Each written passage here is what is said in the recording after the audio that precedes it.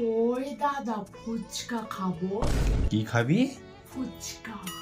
দোকান থেকে কিনে আনা না এমনি ঘরে করবি সেরকম ফুচকা? বাড়িতে তৈরি করা। বোনের কথা মতো আমি চলে গেলাম দোকান ফুচকা আনতে। দোকান থেকে ফুচকা নিয়ে চলে আসলাম আমি আবার বাড়ি।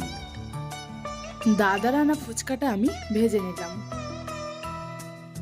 পুরো ফুচকা ভাজার পর আমি হাঁড়িতে তুলে নিলাম। এদিকে আমাদের ফুচকা ভাজা কমপ্লিট হয়ে গেছে। এরপরে সেদ্ধ করা আলুটা আমি মাখিয়ে নিলাম। তেঁতুল জল গোলাও কমপ্লিট হয়ে গেছে। সবকিছু কমপ্লিট হয়ে যাওয়ার পর ফুচকাগুলোকে আমি খাওয়ার জন্য রেডি করছিলাম। এই সুন্দর সুন্দর ফুচকাগুলো খাওয়ার জন্যে তৈরি হয়ে গেছে।